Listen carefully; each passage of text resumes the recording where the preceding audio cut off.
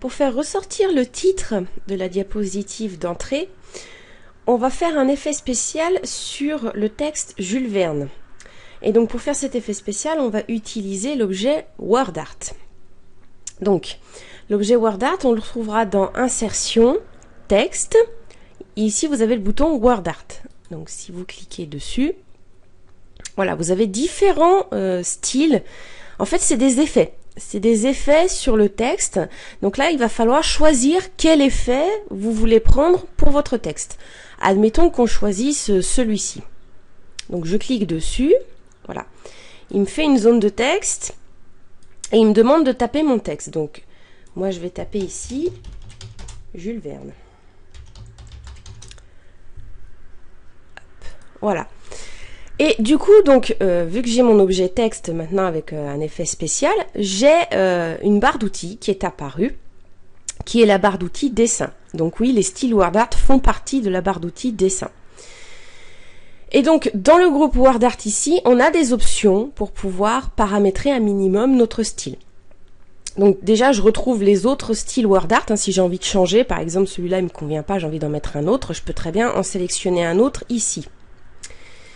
Ensuite, je peux changer la couleur de remplissage du texte. Ici, par défaut, il est blanc, mais je pourrais très bien le mettre en jaune ou en vert. Après, c'est à vous de choisir la couleur qui vous plaît le plus.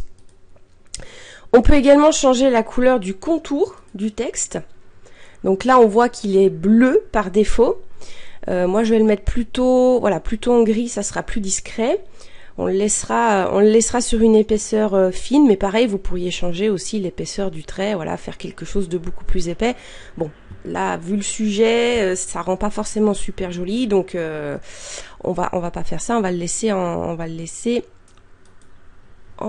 fin. Et puis donc on a des effets ici sur le texte. Donc on retrouve des effets d'ombre.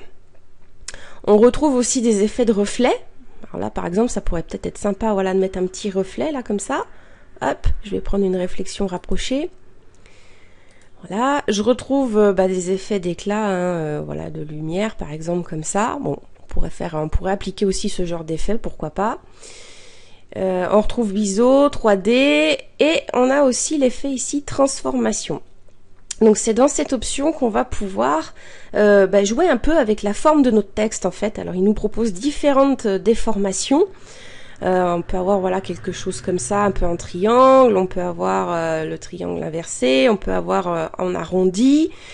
Voilà, avec les lettres qui s'agrandissent, la courbe haut qui s'agrandit. Enfin voilà, il y a différentes dispositions que vous pouvez utiliser. Admettons que je prenne celle en triangle haut ici. Hop. Voilà, alors je vais enlever du coup mon ancien texte, hein, puisque j'en ai plus besoin. Voilà. La zone de titre, j'en veux pas. Hop. Et puis donc je vais replacer mon texte ici. Voilà, et descendre un tout petit peu celui-là pour pas que ça empiète sur le reflet. Voilà. Et en quelques minutes, on a pu styler un petit peu le texte, hein, lui mettre un effet spécial pour que ça soit un peu plus fun au niveau de la diapositive d'introduction.